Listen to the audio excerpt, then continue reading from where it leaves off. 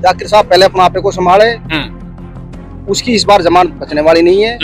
लोग उससे बदजन हो चुके हैं।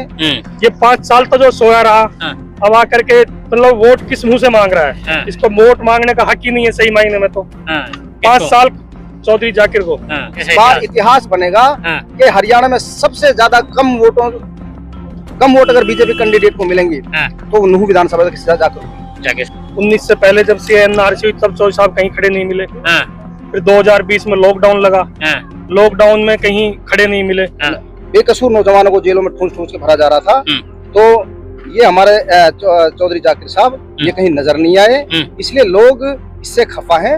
और जैसे आप पीछे क्या नाम है 2020 में जब लॉकडाउन लगा, जब जमातों की बात है तब चौधरी साहब कहीं खड़े नहीं मिले।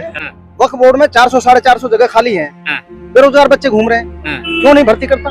अब ये नए युवा साथी है क्या? ये पढ़ लिख के नान छट्टी का दूध याद दिला देंगे। इस कौम के चंदे से यासीन में डिग्री कॉलेज बना, उससे कौम को फायदा हुआ, उस पर इन्होंने अपना नाम छपवा लिया। आफ्ताब हरियाणा में सबसे ज्यादा वोटों से जीतेगा पूरा हरियाणा में। मतलब दोस्तों, स्वागत है आप सभी का भारत टीवी में और मैं हूं आपके साथ रिजवान खान। मेवात इलाके की नूह विधानसभा के दिहाना गांव में हम लोग मौजूद हैं और नूह विधानसभा के हालात कैसे हैं और अब की बार क्या वास्तव में बदलाव होगा या फिर अब की बार उसी तरीके के हालात रहेंगे जिस तरीके के हालात पहले से बने आ रहे हैं। हमारे साथ हैं अधिवक्ता ताहिर हुसैन देवला, साजिद सरपंच रेवासन, इसके अलावा गांव के जिम्मेदार लोग हमारे साथ मौजूद हैं। ताहिर हुसैन देवला से बात करेंगे कि पिछले 5 साल के कार्यकाल क्या सही से गुजरा है, अब की बार किसको विधायक बनाना चाहिए और अब की बार किसकी ताजपोशी नूह विधानसभा से होनी चाहिए। सबसे पहले तो हमारे साथ जुड़ने के लिए बहुत बहुत स्वागत है आपका। बहुत बहुत शुक्रिया, आपका भी बहुत बहुत शुक्रिया। शुक्रिया। अच्छा, ये बताएं कि हालात क्या हैं अब की बार नूह विधानसभा के? नूह विधानसभा में आज मेरे ख्याल से ये सबसे बड़ा प्रोग्राम पहली बार ये दिहाना गांव ने किया था। और आप सब लोग देख रहे हो, एक जन सैलाब उमड़ पड़ा है बीजेपी को हराने के लिए, बीजेपी को उखाड़ने के लिए और कांग्रेस को जिताने के लिए।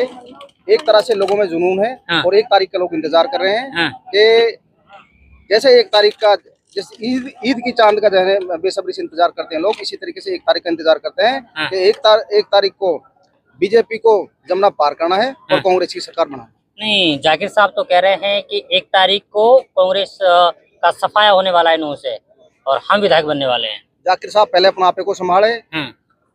उसकी इस बार जमानत बचने वाली नहीं है।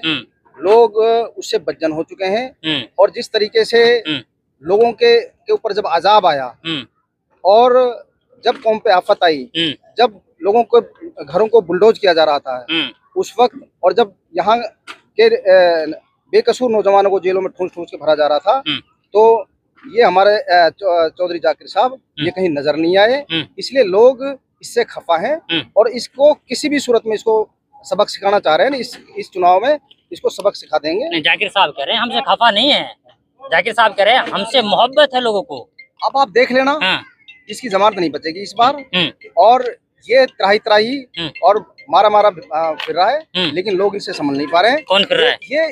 ये जो आज मुबीन जो अपना समीम जो सरपंच था, ये इसका इतना कट्टर समर्थक था। किसका? ये लोगों जाकिर साहब का। फिर कैसे बात हो गई? ये लोगों से बात नहीं करता, घमंड की बात करता है। हर आदमी की अप्रोच नहीं इससे बात करने की। ये सीधा मुंह बात नहीं करता, ये बदतमीज आदमी है, गाली दे के बात करता है, लोगों से सीधी जबान से बात नहीं करता।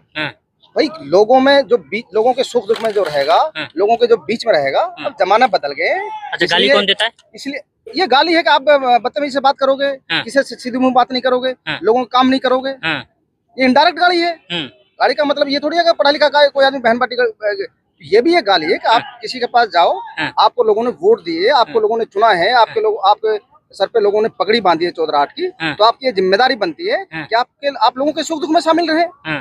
नहीं, वो ये कह रहे हैं कि जो अपने कार्यकर्ता हमने खूब काम कराए, चंडीगढ़ तक ले गए हम लोगों को। एक कार्यकर्ता उसको मिल जाए, ये भी तो उनको कार्यकर्ता था।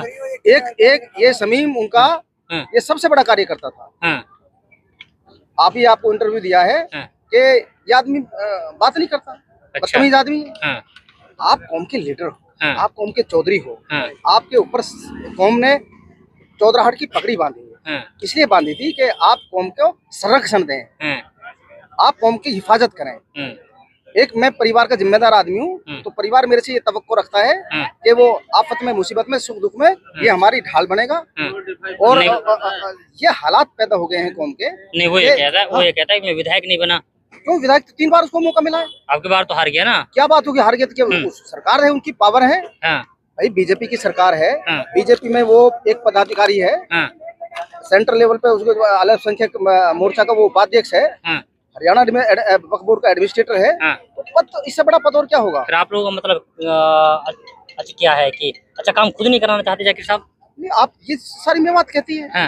देखो आप कहीं रोड हो, देखिए इस कौम के चंदे से यासीन में डिग्री कॉलेज बना, उससे कौम को फायदा हुआ, उस पे इन्होंने अपना नाम छपवा लिया। ये कौम के चंदे से बना हुआ कॉलेज है। लेकिन वहाँ के टीचर बोलते हैं हमें तनख्वाह तक नहीं मिलती। कहाँ तनख्वाह तक मिलती है?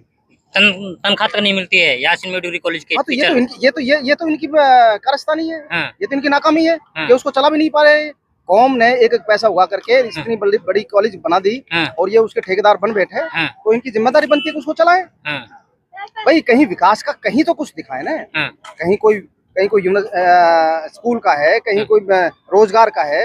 अब ये वक्फ बोर्ड का एडमिनिस्ट्रेटर है, क्यों नहीं बच्चों को भर्ती करता? ही क्यों बच्चों को भर्ती नहीं करता?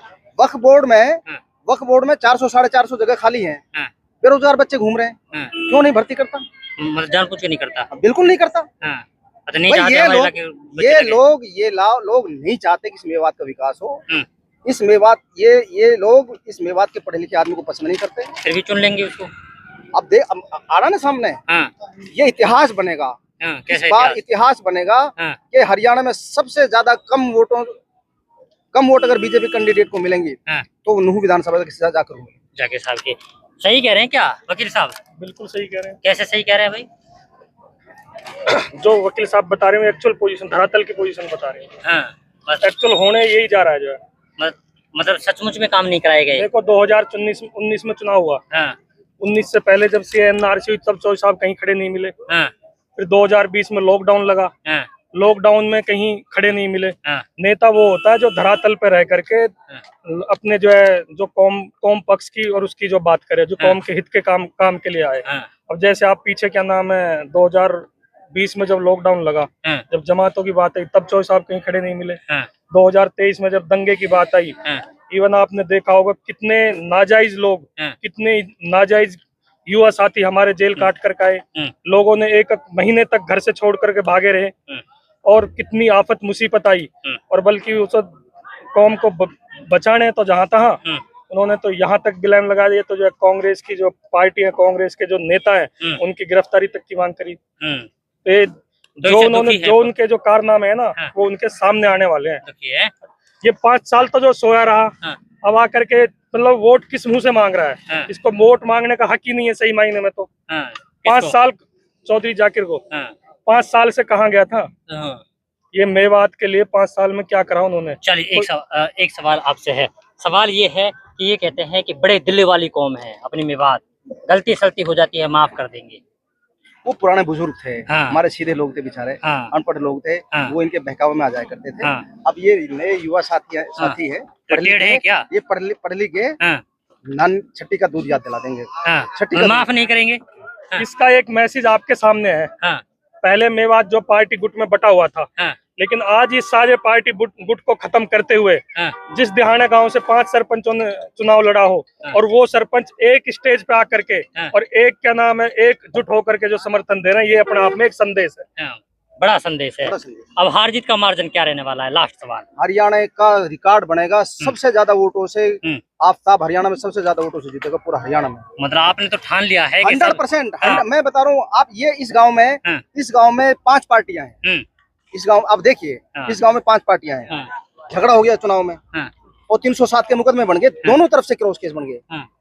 आपस में सब भाइयों ने मिलकर के बिना किसी लेने देने के, बिना किसी खर्चे के फैसला किया और आज पांचों जो कैंडिडेट थे जिन्होंने चुनाव लड़ा था, पांचों पार्टी एक स्टेज।